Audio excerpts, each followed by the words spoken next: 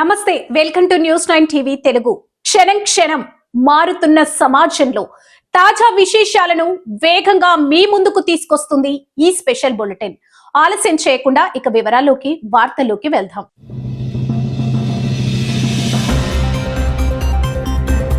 నిర్మల్ జిల్లా బైన్సా పట్టణంలో నిరుద్యోగ యువతకు సరికొత్త ఆశాదీపం వెలిగింది. స్థానిక మంత్రి సాయినాథ్ ఆధ్వర్యంలో ఏర్పాటు చేసిన రమ్య మ్యాన్ పవర్ కన్సల్టెన్సీ నేడు అట్టహాసంగా ప్రారంభమైంది. ముధోల్ నియోజకవర్గ అభివృద్ధి ప్రదాత శాసనసభ్యులు పవర్ రామారావు పటేల్ ఈ కార్యక్రమానికి ముఖ్య అతిథిగా హాజరై సంస్థను రిబ్బన్ కట్ చేసి ప్రారంభించారు.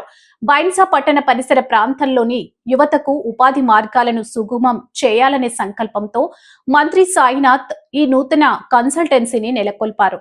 నేటి పోటీ ప్రపంచంలో నైపుణ్యం కలిగిన యువతకు సరైన అవకాశాలను చేరవేయడమే లక్ష్యంగా ఈ సంస్థ పనిచేయనుంది. ఈ సందర్భంగా ఎమ్మెల్యే మాట్లాడుతూ, కేవలం డిగ్రీలు పట్టాలు ఉంటే సరిపోదు, వాటికి తగ్గ ఉపాధి లభించినప్పుడే యువత అభివృద్ధి చెందుతుంది. మంత్రి సాయినాథ్ సామాజిక దృక్పథంతో యువత భవిష్యత్తును దృష్టిలో ఉంచుకొని ఈ రమ్య మాన్యువర్ కన్సల్టెన్సీని ప్రారంభించడం అభినందనీయం. ఈ సంస్థ ద్వారా వందలాది మందికి ఉపాధి అవకాశాలు లభించాలని, ఇది విజయవంతంగా ముందుకు సాగాలని నేను మనస్ఫూర్తిగా కోరుకుంటున్నానని ఆకాంక్షించారు. ఈ వేడుక బైన్సా రాజకీయ ప్రముఖుల కలయికకు వేదికైంది. ఈ కార్యక్రమంలో భాగంగా రాజేష్ బాబు మార్కెట్ కమిటీ మాజీ చైర్మన్, గంగాధర్ మున్సిపల్ మాజీ చైర్మన్, దత్తాత్రి ప్రస్తుత municipal chairman, Idris Baig municipal vice chairman, వీరితో పాటు పలువురు వార్డు కౌన్సిలర్లు, రాజకీయ నాయకులు మరియు అభిమానులు పెద్ద ఎత్తున పాల్గొని మంత్రి సాయినాథ్ గారికి శుభాకాంక్షలు తెలిపారు.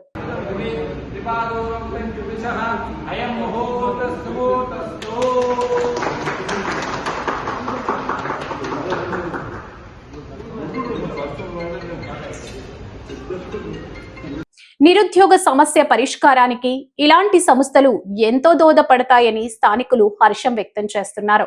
బైన్సా పట్టణ అభివృద్ధిలో ఈ కన్సల్టెన్సీ ఒక కీలక మైలురాయిగా నిలవాలని అందరూ కోరుకుంటున్నారు.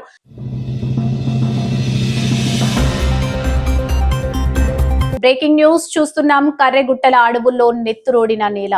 కర్రెగుట్టల అటవీ ప్రాంతం ఒక్కసారిగా దద్దరిల్లింది. మావోయిస్టుల రాక్షస కాపు ఒక నిప్పు కణం బలైంది. అడవి అణువణువు మృత్యువు పాశాలను పేర్చిన ఉగ్ర మోకాల కుట్రకు ఒక సాహస జవాన్ తీవ్రంగా గాయపడ్డారు. ప్రాణాలకు తెగించి దేశాన్ని కాపాడుతున్న బలగాలనే లక్ష్యంగా చేసుకుని అమర్చిన ల్యాండ్ మైన్ పేలడంతో అటవీ ప్రాంతం రక్తసిక్తమైంది. కర్రెగుట్టల అడవుల్లో మావోయిస్టుల సంచారం ఉందన్న నిఘా వర్గాల సమాచారంతో తెల్లవారుజాము నుంచే 39వ బెటాలియన్ రంగంలోకి దిగింది. గాలింపు చర్యలు ముమ్మరంగా సాగుతున్న వేళ భూమిలో పాతిపెట్టిన మృత్యువు ఒక్కసారిగా విస్ఫోటనం చెందింది. కేవలం ఒక్క సెకండ్ లో జరిగిపోయిన ఈ ఘోర ప్రమాదంలో ఒక జవాన్ తీవ్రంగా గాయపడ్డారు. ఆ ప్రాంతమంతా పొగ చూరిపోయింది. ఘటన జరిగిన వెంటనే తోటి జవాన్లు క్షతగాత్రుడిని కాపాడేందుకు ప్రాణాలకు తెగించారు. రక్తం ఓడుతున్న జవాన్ కు అడవిలోనే ప్రాథమిక చికిత్స అందించి నిమిషాల వ్యవధిలో ఆర్మీ చాపర్ ను రంగంలోకి దించారు. మృత్యుతో పోరాడుతున్న ఆ వీర జవాన్ ను ఎయిర్ లిఫ్ట్ చేసి అత్యవసర చికిత్స కోసం ఆసుపత్రికి తరలించారు. ప్రస్తుతం ఆయన పరిస్థితి విషమంగా ఉన్నట్లు తెలుస్తుంది. అడుగడుగున మందు పాత్రలు, 11 ఐఈడీలు స్వాధీనం. అయితే ఈ ప్రమాదం వెనుక పెను విధ్వంసమే దాగి ఉంది. జవాన్ల రాకను ముందే ఊహించిన మావోయిస్టులు అడవిని ఒక బాంబుల గనిలా మార్చేశారు. 1 కాదు 2 కాదు, ఏకంగా 11 ఐఈడీలను భద్రత బలగాలు గుర్తించాయి. బాంబ్ డిస్పోజల్ స్క్వాడ్ ప్రాణాలకు తెగించి ఒక్కొక్క ఐఈడీని నిర్వీర్యం చేస్తూ వస్తుంది. ఒకవేళ ఈ 11 బాంబులు పేలుంటే ఈ రోజు భారీ ప్రాణ నష్టం జరిగి ఉండేది. జవాన్ల అప్రమత్తతతో పెను ముప్పు తప్పినప్పటికీ ఒక సహచరుడు గాయపడడంతో బలగాలు తీవ్ర ఆగ్రహంతో ఉన్నాయి. ప్రస్తుతం కర్రెగుట్టల అడవి ప్రాంతాన్ని బలగాలు చుట్టుముట్టాయి. అడవిలో గాలింపు ఇంకా కొనసాగుతుంది. శత్రువుల కోసం వేట మొదలైంది.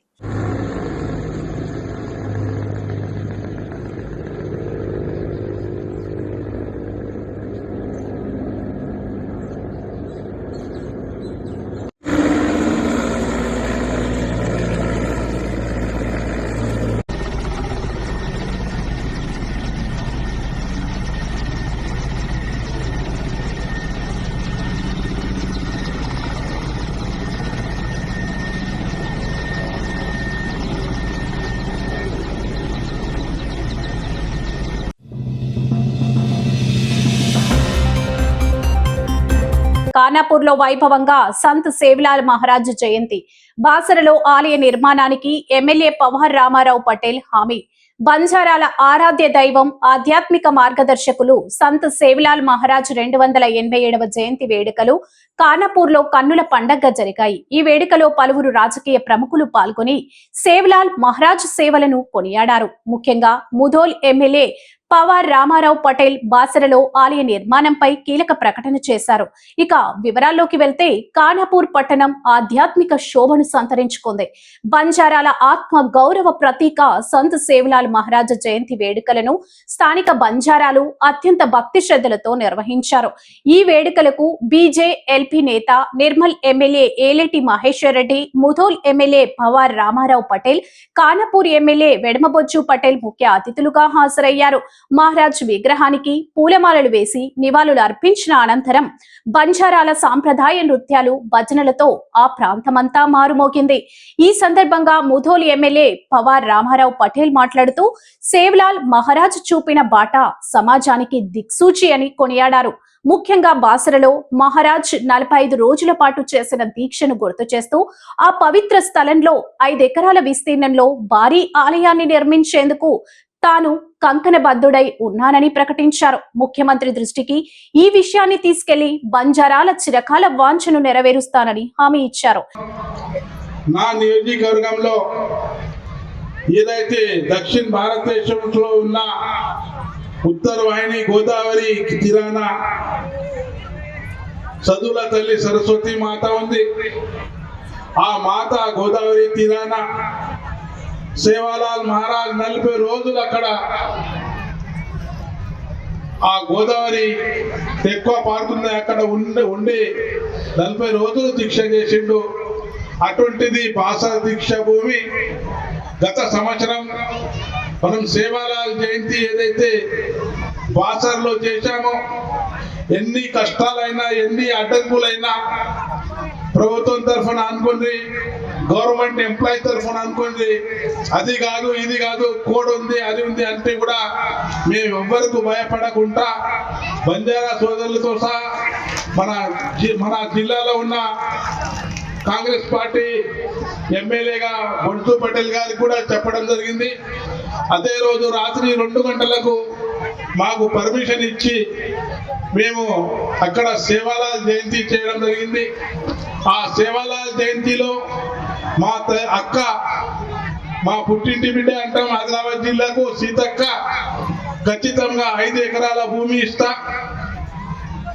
సేవాలాల్ మందిర్కి 5 కోట్లు ఇస్తానని చెప్పడం జరిగింది. సంవత్సరం గడిచిపోయింది. బొజ్జు పటేల్ గారు నేను వేదిక పైన అడుగుతున్నాను, ప్రభుత్వంలో మీరు ఉన్నారు, ముఖ్యమంత్రి మీ వాడు ఉన్నాడు, మేము అపోజిషన్ లో ఉన్నాం, మా నాయకుడు మహేశ్వర్ రెడ్డి కూడా అపోజిషన్ లో ఉన్నాడు, ఖచ్చితంగా మీరు ప్రభుత్వంకు ఒత్తిడి చేసి మేము కూడా సీఎం దగ్గర వస్తాం. ఎట్టి పరిస్థితుల్లో 5 ఎకరాల భూమి సేవాలాల్ మహారాజ్ మూర్తి అక్కడే స్థాపన కావాలని ఒక కంకణం కట్టిన నేను రామారావు పటేల్ ఇప్పుడు కూడా సభాముఖంగా చెప్తున్నాను. రాజేష్ బాబు ఏదైతే చెప్పాడో ఆ ఖచ్చితంగా భిక్ష అడిగి కూడా మందిరం కట్టడానికి సిద్ధం ఉన్నామని తెలియజేస్తూ ఈ అవకాశం ఇచ్చిన పెద్దలకు ధన్యవాదాలు తెలియజేస్తున్నాను. ఈ కార్యక్రమంలో భారీ సంఖ్యలో పాల్గొన్న బంజారా సోదర సోదరీమణులు, నాయకులు సేవ్లాల్ మహారాజ్ నామస్మరణతో ఖానాపూర్ని భక్తిమయం చేశారు. బంజారాల ఆధ్యాత్మిక అభివృద్ధికి తమ వంతు సహకారం ఎప్పుడూ ఉంటుందని ప్రజా ప్రతినిధులు భరోసా ఇచ్చారు.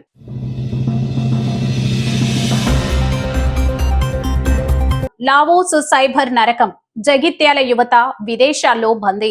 జగిత్యాల జిల్లాలో కలకలం. లావోస్ దేశంలో చిక్కుకున్న తెలంగాణ యువత సాఫ్ట్వేర్ ఉద్యోగాల పేరుతో తరలించి సైబర్ నేరగాలుగా మార్చిన వైనం. పాస్పోర్టులు గుంజుకొని గదుల్లో బంధించి చిత్రహింసలు. రంగంలోకి దిగిన జగిత్యాల పోలీసులు. 4 ఏజెంట్ల అరెస్ట్.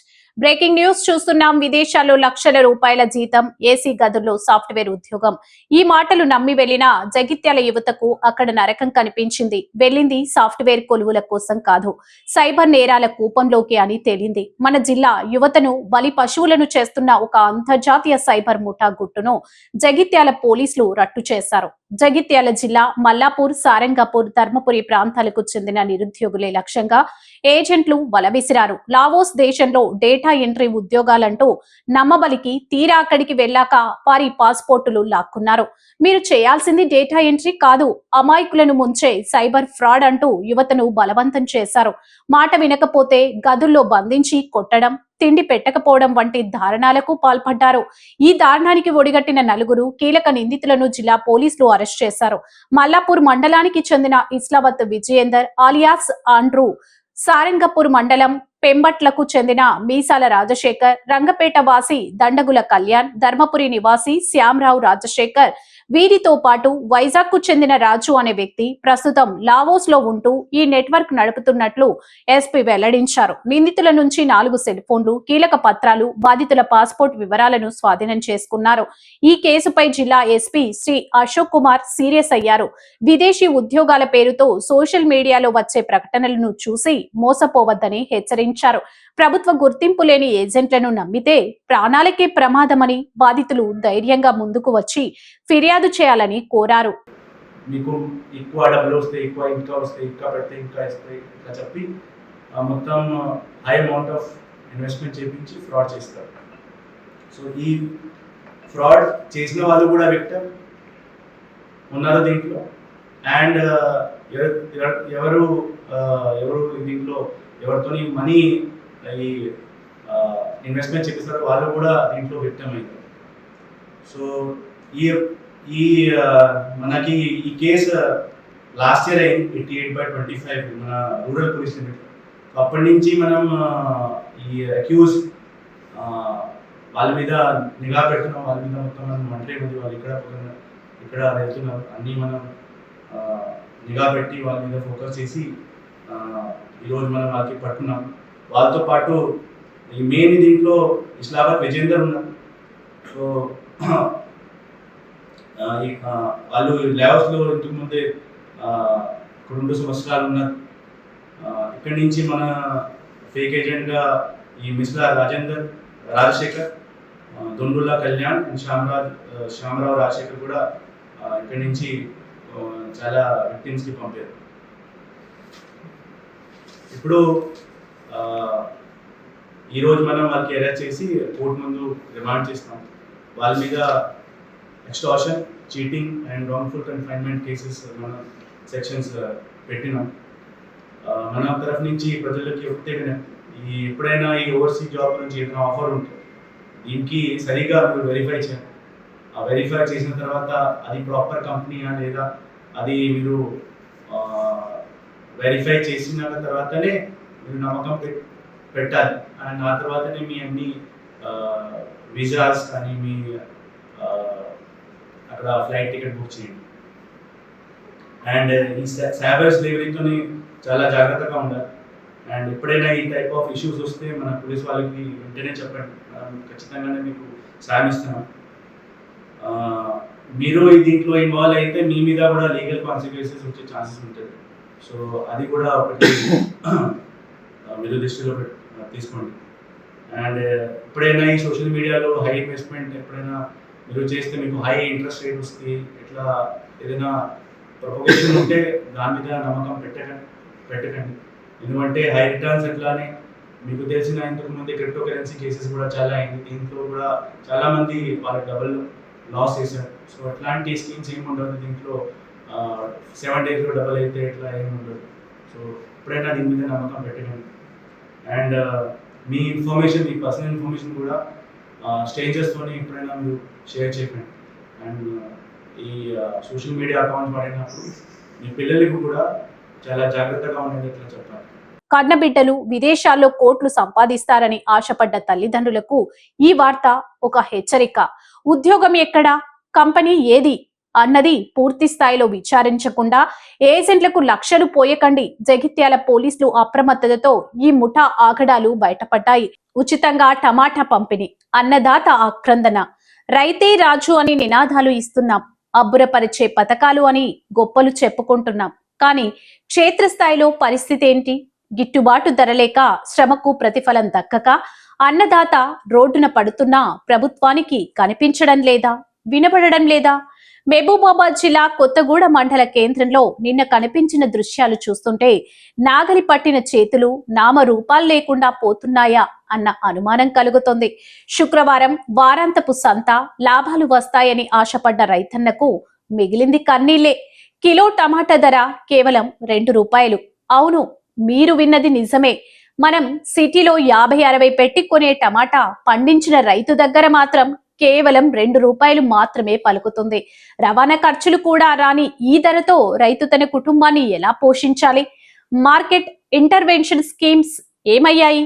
కోల్డ్ స్టోరేజ్ యూనిట్లు నిర్మిస్తామన్న హామీలు కేవలం కాగితాలకే పరిమితమా?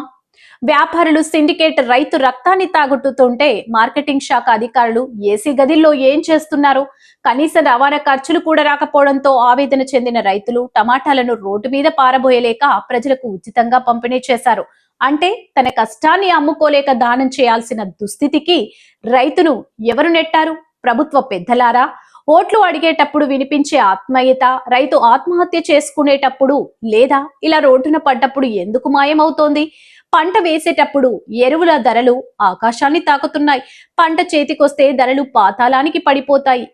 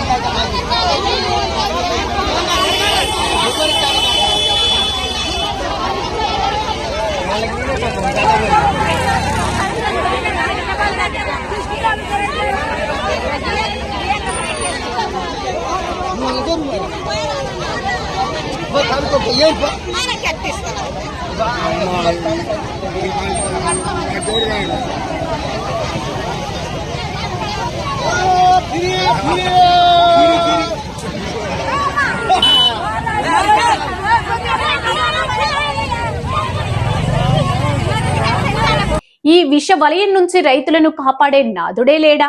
తక్షణమే ప్రభుత్వం స్పందించి గిట్టుబాటు ధర దక్కని రైతులకు నష్టపరిహారం చెల్లించాలి. లేదంటే ఈ ఫ్రీ టమాటా పంపిణీలు రేపు ప్రభుత్వ వైఫల్యానికే నిరసనగా ఫ్రీ ఓట్ ఉద్యమంగా మారక తప్పదు.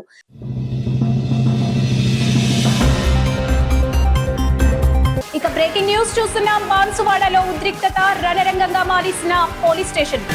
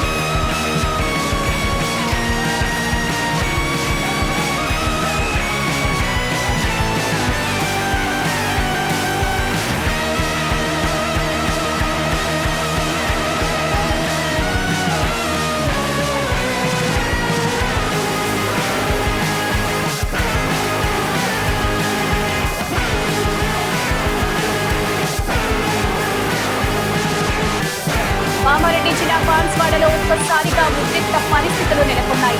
ఒక చిన్న వివాదం చిలికి గాలివానలా మారి రెండు వర్గాల మధ్య ఘర్షణకు దారితీసింది. ప్రస్తుతం బాన్స్వాడ పోలీస్ స్టేషన్ పరిసర ప్రాంతాలు యుద్ధ ప్రాతిపాదికను మోహరించిన పోలీసులతో నిండిపోయాయి. షాపింగ్ మాల్ పై దాడి ప్రయత్నం, సేల్స్ గర్ల్స్ అసభ్య ప్రవర్తన, భక్తి గీతాలే వివాదానికి కారణమా? రెండు వర్గాల మధ్య తీవ్ర వాగ్వాదం, పోలీస్ స్టేషన్ ముట్టడి. బాన్స్వాడలో 144 సెక్షన్ విధింపు, అష్టదిగ్బంధనంలో పట్టణం.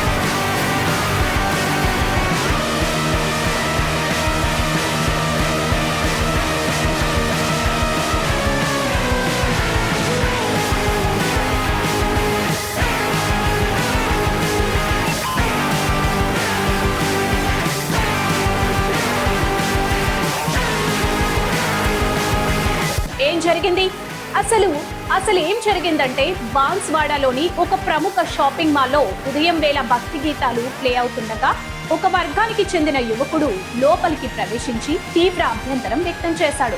అంతటితో ఆగకుండా అక్కడ పనిచేస్తున్న సేల్స్ గర్ల్స్ ని అత్యంత అసభ్య పదజాలంతో దూషించడమే కాకుండా వారి అనుమతి లేకుండా వీడియోలు తీస్తూ హల్చల్ చేశాడు.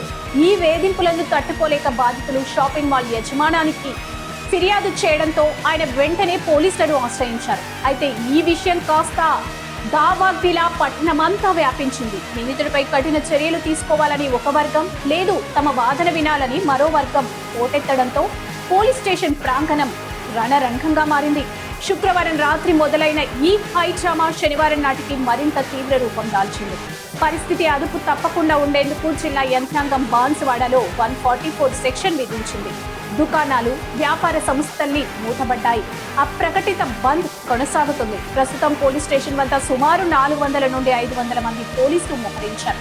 అదనపు బలగాలను కామారెడ్డి మరియు పొరుగు జిల్లాల నుండి రప్పిస్తున్నారు. అల్లరి మూకలు రోడ్లపైకి రాకుండా ఎక్కడికక్కడ బారికేడ్లు ఏర్పాటు చేశారు. పోలీసులు ఇరు వర్గాలకు నచ్చజెప్పే ప్రయత్నం చేసినప్పటికీ ఉద్రిక్తత ఏమాత్రం తగ్గడం లేదు. నిందితుడిని కఠినంగా శిక్షించాల్సిందేనని బాధితులు డిమాండ్ చేస్తుంటే, మరోవైపు ఇరు వర్గాల మధ్య మాట పెరిగి బాహాబాహికి దాడి తీసే పరిస్థితులు కనిపిస్తున్నాయి. శాంతి భద్రతలను కాపాడేందుకు ఎస్పీ స్థాయి అధికారులు స్వయంగా పర్యవేక్షిస్తున్నారు. ప్రజలు ఎవరూ వదంతులను నమ్మవద్దని, సోషల్ మీడియాలో రెచ్చగొట్టే పోస్టులు పెడితే కఠిన చర్యలు తీసుకుంటామని పోలీసులు హెచ్చరిస్తున్నారు. బాన్స్వాడలో ఏం జరగబోతుంది? ఈ ఉద్రిక్తత సద్దుమణుగుతుందా లేక మరిన్ని మలుపులు తిరుగుతుందా? వేచి చూడాలి.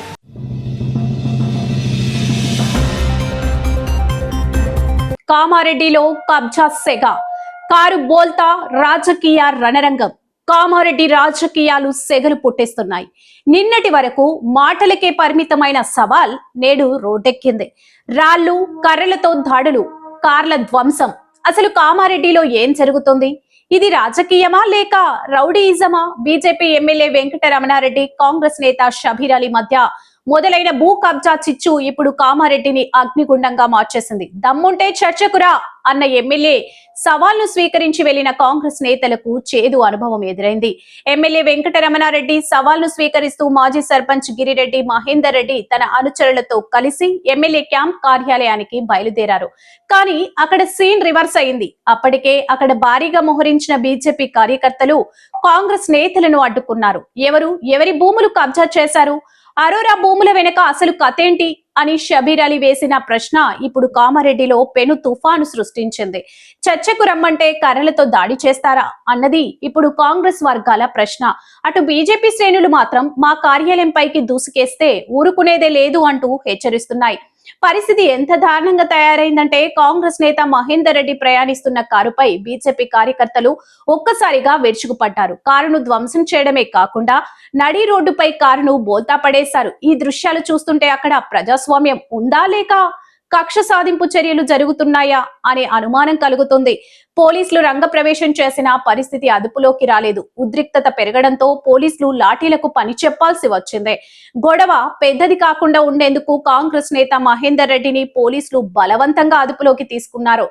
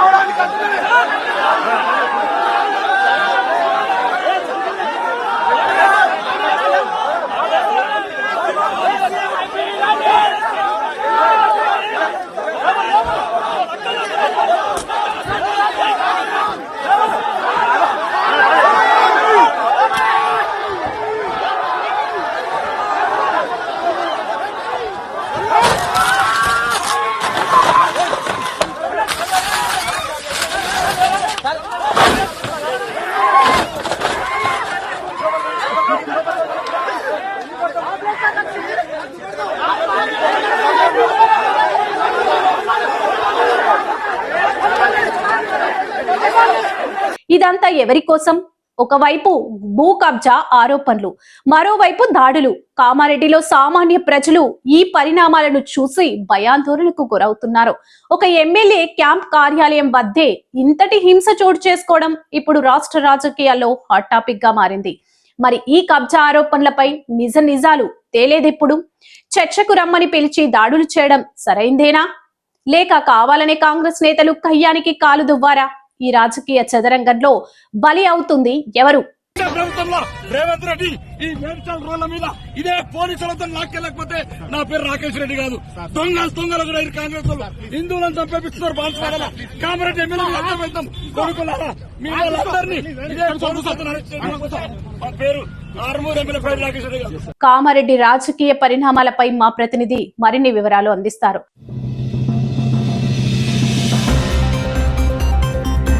ప్రతిమా ఫౌండేషన్ సేవా పథం బాలికల ఆరోగ్యం సమాజ సౌభాగ్యం మారుతున్న కాలంతో పాటు బాలికల విద్య ఆరోగ్యంపై అవగాహన పెరగాల్సిన అవసరం ఎంతైనా ఉంది. ముఖ్యంగా గ్రామీణ ప్రాంతంలోని పాఠశాలలో విద్యార్థినిలు ఎదుర్కొంటున్న చిన్న చిన్న సమస్యలకు శాశ్వత పరిష్కారం చూపిస్తూ వారిలో ఆత్మవిశ్వాసాన్ని నింపేందుకు ప్రతిమా ఫౌండేషన్ ముందడుగు వేసింది. కరీంనగర్ జిల్లా తిమ్మాపూర్ మండలంలోని తెలంగాణ మోడల్ స్కూల్ వేదికగా జరిగిన ఈ విశేష కార్యక్రమంపై మా ప్రతినిధి అందించిన పూర్తి వివరాలు ఇప్పుడు చూద్దాం.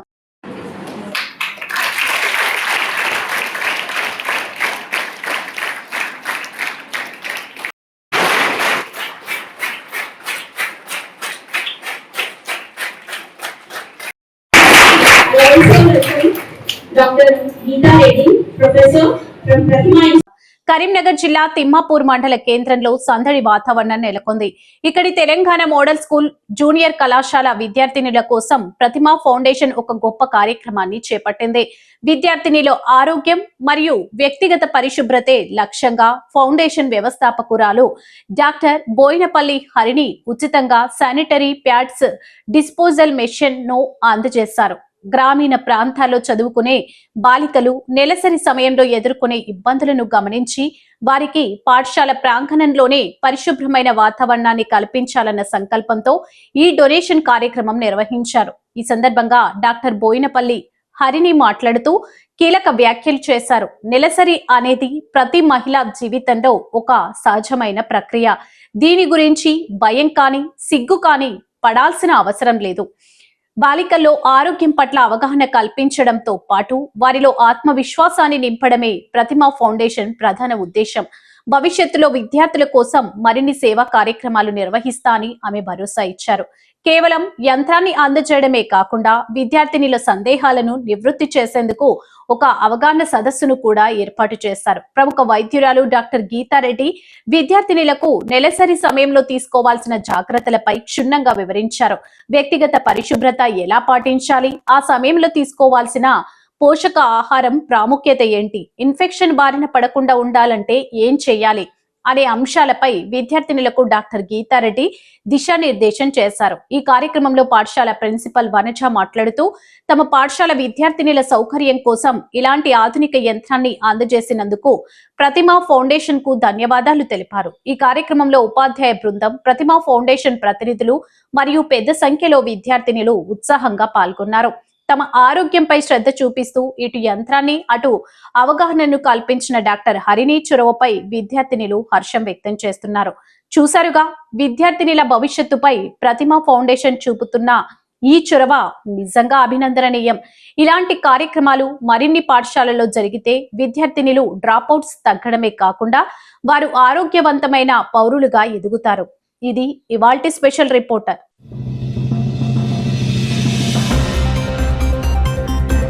యువతను మింగేస్తున్న గంజాయి మహమ్మారి ఆంధ్రప్రదేశ్ లో గంజాయి కలకలం రేపుతుంది. చదువుకోవాల్సిన పుస్తకాలు ఉండాల్సిన చేతిలో గంజాయి పొట్లాలు కనిపిస్తున్నాయి. విజయనగరం జిల్లా బొబ్బిలి మండలం కొమటిపల్లిలో వెలుగు చూసిన ఈ ఘటన కేవలం ఒక జిల్లా సమస్య కాదు, ఇది రాష్ట్ర వ్యాప్తంగా తల్లిదండ్రులను వణికిస్తున్న నిప్పులాంటి నిజం. 7 విద్యార్థులు, ఒక మైనర్ బాలుడు గంజాయి ముఠాలో పట్టుబడడం చూస్తుంటే అసలు మన విద్యా సంస్థలు ఏ దిశగా వెళ్తున్నాయి? చాలా మందికి వచ్చే సందేహం, అసలు ఈ విషయం కాలేజీ గడప దాటి లోపలికి ఎలా వెళ్తుంది? గంజాయి మాఫియా చాలా తెలివిగా పనిచేస్తుంది. ముందుగా ఒక విద్యార్థికి అలవాటు చేయడం, ఆ తర్వాత వాడి తద్వారా మరికొంతమందికి చేరవేయడం, ఇలా ఒక గొలుసు కట్టు క్రమంలా ఇది విస్తరిస్తుంది. డార్క్ వెబ్ లేదా కోడ్ లాంగ్వేజ్ తో వాట్సాప్ గ్రూపుల ద్వారా డెలివరీలు జరుగుతున్నాయి. కాలేజీల పరిసరాల్లో ఉండే చిన్న చిన్న బంక్ షాపులు, టీ కొట్టులు ఈ అక్రమ రవాణాకు అడ్డాలుగా మారుతున్నాయి. దేశంలో గంజాయి మూలాలు ఎక్కడ? మరి మన దేశంలో ఇంత పెద్ద ఎత్తున గంజాయి ఎక్కడి నుంచి వస్తుంది? ఒడిశా, ఆంధ్ర సరిహద్దు ప్రాంతాల్లోని దట్టమైన అడవుల గంజాయి సాగుకు కేంద్రాలుగా మారాయి. ఇక్కడి నుండి పొరుగు రాష్ట్రాలైన తెలంగాణ, తమిళనాడు, కర్ణాటకకు రవాణా అవుతుంది. పోలీసుల నిఘా తప్పించుకోవడానికి పండ్లు, కూరగాయల లోడ్ల మధ్య వీటిని తరలిస్తున్నారు. ఇప్పుడు కేవలం ఆకు రూపంలోనే కాకుండా లిక్విడ్ గంజాయి మరియు హాష్ ఆయిల్ రూపంలో దొరుకుతుండటంతో పట్టుకోవడం మరింత కష్టమవుతుంది. ఈ అంశం ఇప్పుడు పెద్ద రాజకీయ మరియు సామాజిక వివాదంగా మారింది. కూటమి ప్రభుత్వం ఉక్కుపాదం మోపుతామని చెబుతున్నా క్షేత్రస్థాయిలో సరఫరా ఎందుకు ఆగడం లేదు అని ప్రతిపక్షాలు మరియు ప్రజా సంఘాలు ప్రశ్నిస్తున్నాయి. తమ పిల్లలు కాలేజీకి వెళ్తే తిరిగి క్షేమంగా వస్తారా, లేక ఇలాంటి వ్యసనాల బారిన పడతారా అని పేరెంట్స్ కన్నీరు మున్నీరవుతున్నారు. విద్యార్థులారా, గంజాయి ఇచ్చేది కిక్కు కాదు, మీ జీవితానికి చావు డప్పు.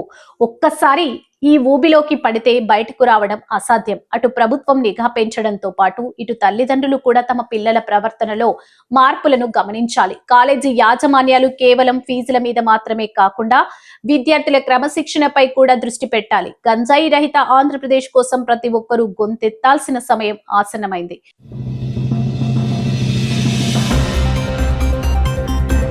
వేగమే మా మార్గం, వార్తలే మా లక్ష్యం. నిరంతరం సమాజ హితం కోసం శ్రమిస్తూనే ఉంటాం. మరిన్ని స్పీడ్ న్యూస్ బులెటిన్స్ కోసం చూస్తూనే ఉండండి News9 TV తెలుగు.